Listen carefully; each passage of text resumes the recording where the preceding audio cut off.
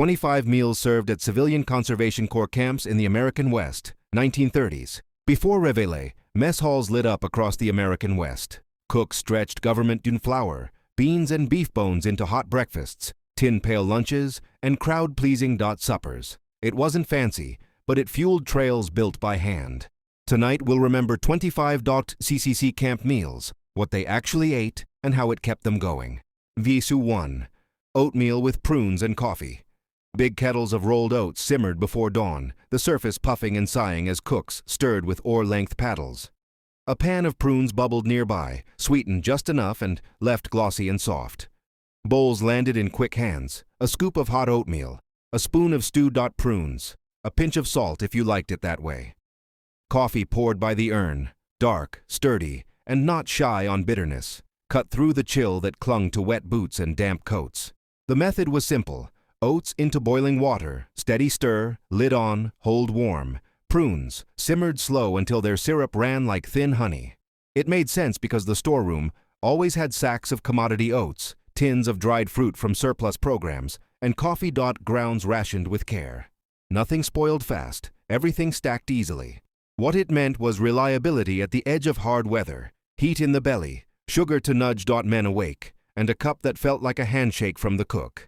It was quiet food with a job to do, and it did it every cold morning without fail. 2. Sourdough, hot cakes with syrup. When the griddle came up to temperature, the camp starter came out of its crock like an old friend. Cooks fed it at night, coaxed it at dawn, and ladled batter in patient circles so the hot cakes rose light and smelled faintly of apples and thyme. A thin swipe of lard or saved bacon grease kept the surface slick, and each cake flipped, once, showing a freckle of bubbles where the steam ran out. Syrup, sometimes cane, sometimes sorghum, sometimes a house mix cut with hot water, waited on the rail in dented pitchers. Sourdough belonged to Western camps, and the cooks were proud of it. Meaning lived in the banter by the griddle, in the crisp edges and soft middles, and in the way a stack could turn a hard morning into a manageable one. It tasted like camp culture, shared, stubborn, and good. 3. Fried eggs and breakfast potatoes.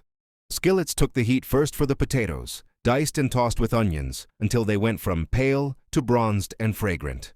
The sound was a steady hiss, a clatter of spatulas, and a call for plates. Eggs slid in after, sunny side, over easy, over anything, each yolk a bright coin above the browned potatoes. The short method held to sense. Start the potatoes early. Let the onions soften and sweeten, salt as you go, and drop eggs to order so they reach the line at their best. The method was a rhythm. Feed the starter, whisk to loosen, pour, watch for the sign to flip, stack on enameled plates, and keep them moving while the line stayed long. It made sense, because flour, salt, and fat traveled well. The starter lived in the kitchen like a mascot. Eggs stretched the batter when there were eggs, and didn't when there weren't. This was possible because sacks of spud sat in cool storage, and eggs came by the crate from nearby farms, a simple supply that didn't ask for much more than careful handling. The meal ran on thrift and timing, not fancy ingredients. It was a breakfast that put muscle behind tools, and it carried memories of family kitchens into a mess hall buzzing with boots and tinware. 4. Cornmeal mush, fried next day. Cornmeal met boiling water and patience, and the pot turned thick enough that the spoon stood upright. Cooks spread the mush in wide pans to set, and at dawn there were two choices: ladle it soft and steaming, or cut yesterday's slab into neat slices and crisp them, golden on the griddle. The trick was simple: cook it thick, scrape it smooth into pans, chill overnight, then fry the slices in a whisper of fat until the edges sang and the middle stayed tender. If there was a little syrup, it went on top. If there was gravy, it found the crust and clung. Why it worked was clear as day. Cornmeal was cheap, shelf-stable, and forgiving, and one pot made 2 rounds of breakfast without breaking a budget or the cook's back. It turned a single ingredient into a small routine that fed both today and tomorrow. The meaning showed up in that second-day reward. The way a crisp, hot square carried pride in thrift. Mush didn't apologize. It stretched the ledger and warmed the room. When the bell rang and the line moved, it tasted like a camp that knew how to plan ahead and make it feel like choice. 5. Biscuits with pan gravy. Biscuit dough came together fast, hands moving like memory. Tin can cutters flashed across floured boards, and trays slid into the oven in quick succession. While they baked, a skillet stood ready for gravy, drippings whisked with flour to a toasty paste, milk or water poured. Slow, the whole thing stirred until it turned glossy and thick.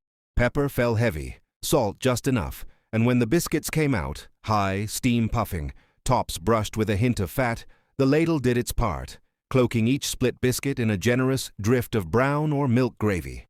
The method was straightforward. Knead lightly, bake hot, whisk the drippings with nerve and keep the lumps at bay. It made sense because the camp could count on government flour, a little leaven, and whatever fat the week's cooking had saved. Biscuits behaved in big batches and stayed friendly even as the dining hall filled. Meaning was in the smell that ran ahead of the trays, in the way men slowed when they saw those domed tops and heard the scrape of the ladle. On ration budgets and hard calendars, this plate felt like prosperity. It hit every corner of hunger and left enough strength to meet the day's work with something close to a grin. 6. Tin lunch, pail sandwiches. Soft loaves from the camp bakery turned into thick sandwiches before dawn, each one wrapped in waxed paper and tucked beside an apple and a cookie in a dented pail. Bologna and cheese made the usual stack. On good weeks, the slicer yielded cold roast for a richer bite. The method was assembly line simple. Slice bread, smear a little condiment if the storeroom. Had it.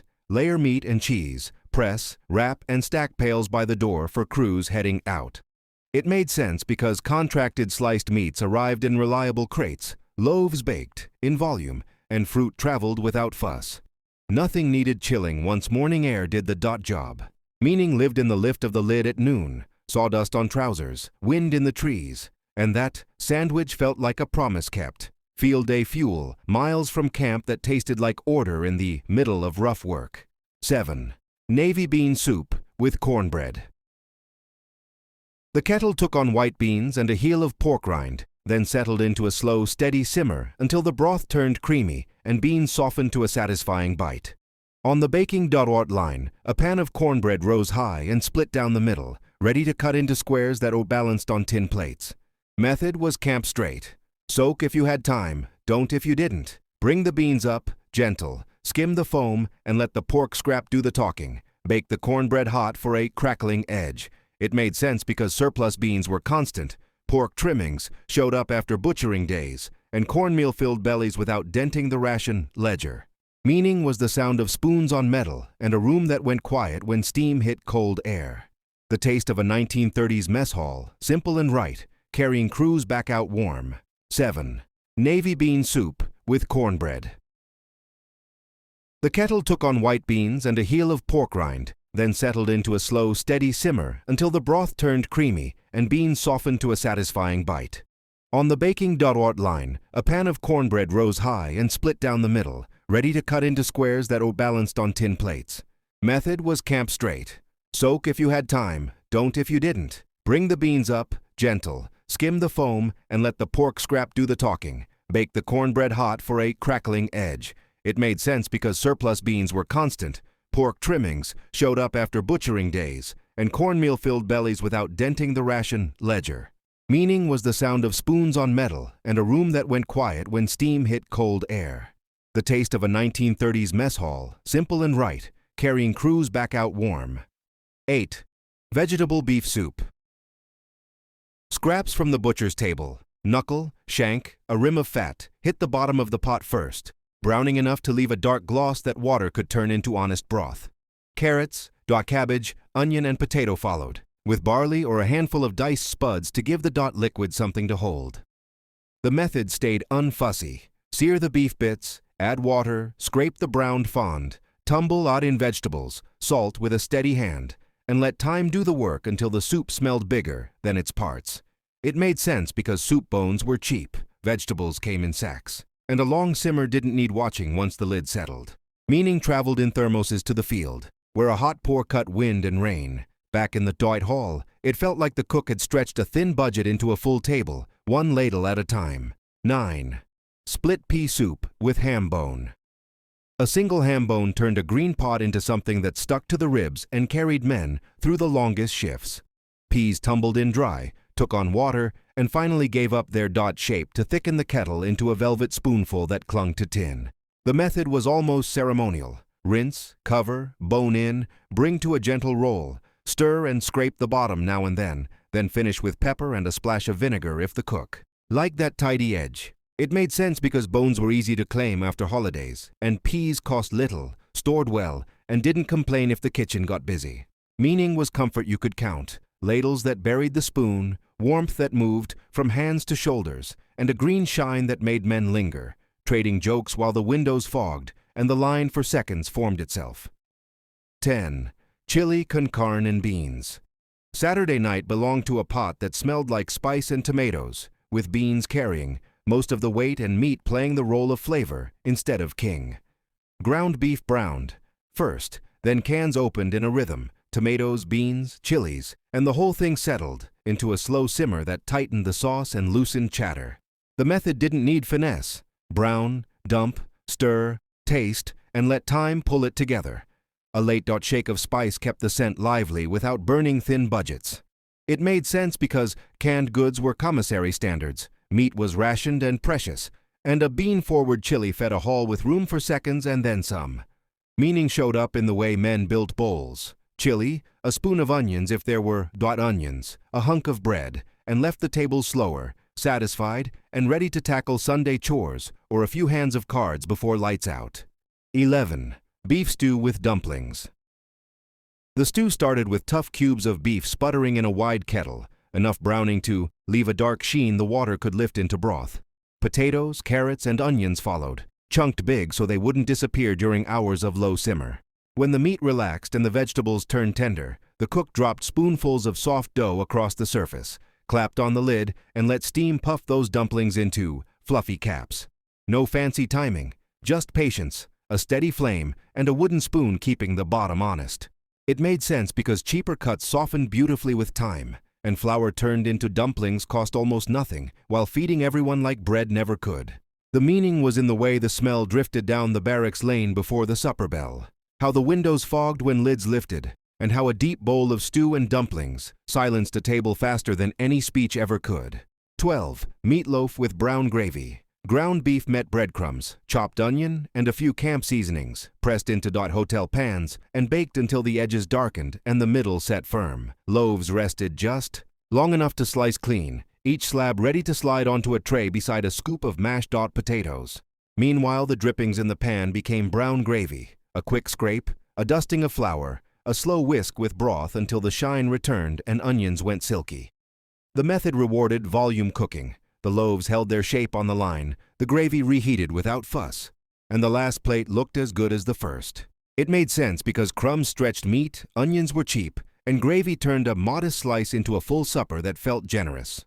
The meaning was payday flavor on camp pay, a diner-style plate served at long tables, and that small lift when the ladle left a glossy trail over everything. 13. Pot roast with root vegetables. A slab of chuck hit hot iron first, the sear locking in a deep color that promised more than the cut had cost. Onions, carrots, and potatoes piled in around it, the whole pot bathed with matsit water, and left to breathe slowly under a heavy lid until the roast gave up its toughness. The method stayed simple. Turn once, baste when you passed, and trust low heat to do the rest. When it was time, carve thin against the grain and slide the slices back into their own juices. Root vegetables drank the gravy and came out sweet and soft, proof that attention beats expense. It made sense because value roasts bought in bulk fed many, the vegetables were steady in price, and a single vessel promised fewer dishes and more heat for the room itself. The meaning was Sunday feeling on a Tuesday. Letters written after supper, boots off for a minute, and a hall that smelled like home. 14. Goulash, macaroni and meat sauce. Elbow macaroni met a tomato beef sauce that had simmered all afternoon until it tasted bigger than its parts. The sauce started with a quick brown of meat, onions cooked clear, tomatoes poured from cans, and a shake of camp spices. Then the kettle barely bubbled, while the starch softened, and the flavors stitched themselves together. When the macaroni was ready, it folded in by the ladle, turning the pot into a thick, scoopable tangle that could hold on a steam table without clumping. The method rewarded speed. One person stirred, another filled bowls, and the line kept moving while voices lifted in talk. It made sense because pasta was cheap, sauce stretched a small allotment of beef, and nothing beat a dish that could be served fast and eaten faster. The meaning was simple. long lines shrinking, seconds still possible, and hot food that met tired crews halfway. 15. Spaghetti with meat sauce. Spaghetti boiled in vats until it slid soft and glossy through the colanders, ready for a bath of red sauce that had been murmuring on the back burner since noon. The sauce leaned on canned tomatoes and a careful hand with onion and garlic, with just enough ground meat to provide body and a savory echo without claiming the whole pot. Cooks kept it at the edge of a simmer, stirring steady to keep the bottom from catching and tasting often so salt, tang, and sweetness stayed in line. Plates moved like clockwork, a nest of spaghetti, a generous ladle of sauce, and a heel of bread to chase the last of it. It made sense because tomatoes stored well, meat stretched far in sauce, and the routine delivered the same comfort to the first tray and the last. The meaning was Italian night without a restaurant, steam in the air, red on shirts, and a room full of men leaning back a little easier after the final bite. 16. Salmon patties, canned. Canned salmon came out of the storeroom with its soft bones and skin intact. Everything mashed together with crumbs and a beaten egg until it held shape. The cook formed thick dot cakes, set them into a shallow slick of hot fat, and waited for the first crisp edges before turning. A tray of patties rested on brown paper, while a quick milk gravy or a pan of slaw stood ready to finish the plate. This made sense because government tins traveled well, cost less than fresh fish, and those soft bones meant extra nourishment without extra money.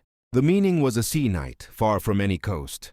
Sizzling sounds in the mess, the sharp scent of onions, and the way a golden crust made a humble can taste like a small celebration after a long week. 17. Friday. Fish fry, cod, whiting. Fillets were dredged in seasoned crumbs or cornmeal, then slipped into the fryer in steady batches while the line crept forward.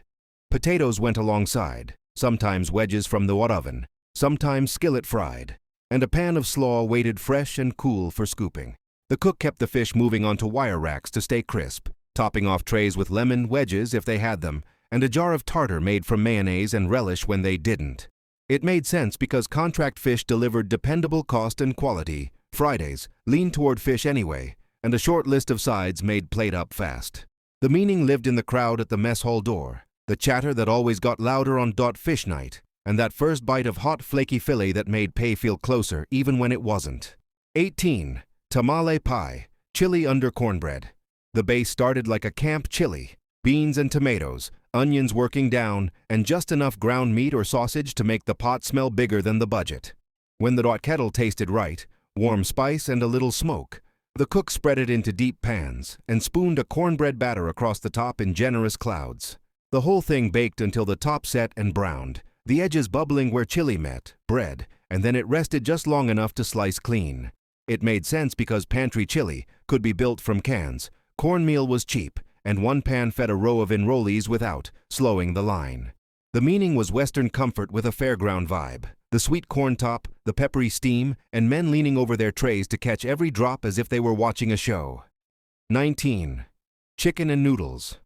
One bird set the mood for the whole pot. It went into water with onions and maybe a rib of celery if the truck delivered, simmering slowly until the meat let go and the broth turned gold.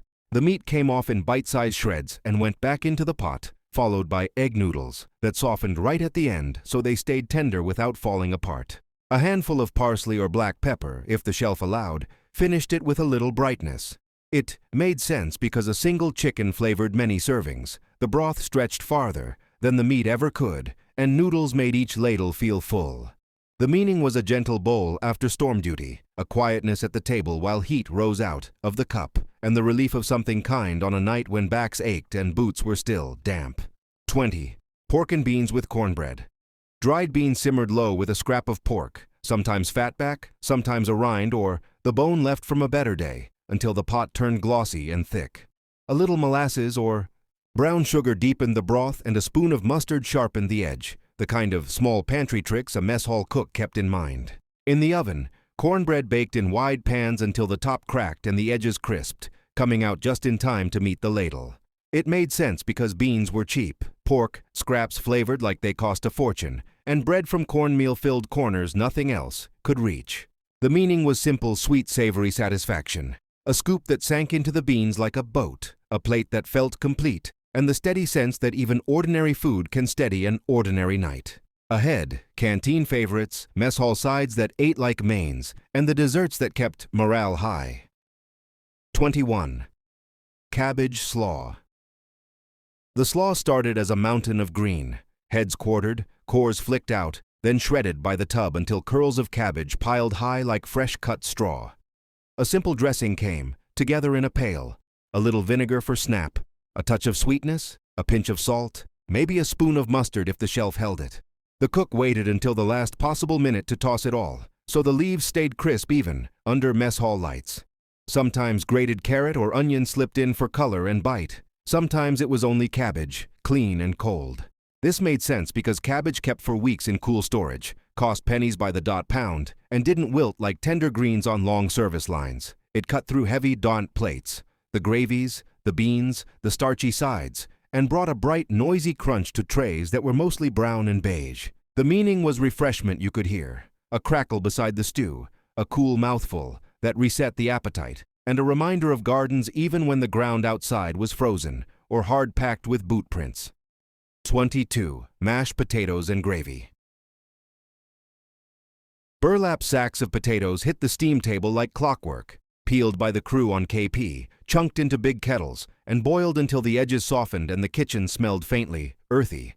The mash came together quickly, a working splash of milk, a knob of saved fat, or a lick of butter when they had it, and elbow strength with the masher until the pot turned, smooth and billowy. Meanwhile, the gravy waited in a second kettle, coaxed from pan drippings and browned bits, whisked with flour and thinned with stock until it poured like silk. Holding both warm let the line fly, a scoop of potatoes that sat high on the plate, then a ribbon of gravy that found its own path. This made sense because potatoes were abundant, reliable, and cheap, and gravy stretched the flavor of whatever meat the budget allowed. The meaning was pure comfort and pure economy at once. The stretcher that made dinner enough, the starch that steadied a long day, and that first spoonful that loosened shoulders and softened talk around the table. 23. Pickled beets and bread and butter. Pickles. The cold table shone in shades of ruby and pale gold. Beets, simmered and sliced, took a bath in sweet sour brine until they glowed like stained glass. Cucumbers, cut thin with onion, rested in a jar-bright syrup that smelled faintly of spice. Everything was chilled down in hotel pans, ladles clinking as men added a small heap to the corner of the tray.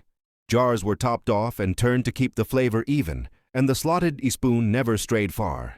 It made sense because pickling took produce that might have gone not soft and put it to work for weeks. No waste, no rush. Vinegar woke up the palate, sugar softened the edges, and a little salt kept you reaching. Back. The meaning was simple but powerful. Color and zip on bargain plates, a flash of summer in the dead of winter, and the old habit of preserving carried straight into a federal camp kitchen. A few slices alongside beans changed the whole meal. A forkful after gravy cleaned the slate for another bite. It was economy that tasted like care. 24. Bread pudding with raisins. Nothing in a CCC mess went to waste, least of all bread. End slices and day-old loaves were cubed by the pan and soaked in a warm custard of milk and eggs, just enough sugar to lean sweet, and a breath of spice if the can held out.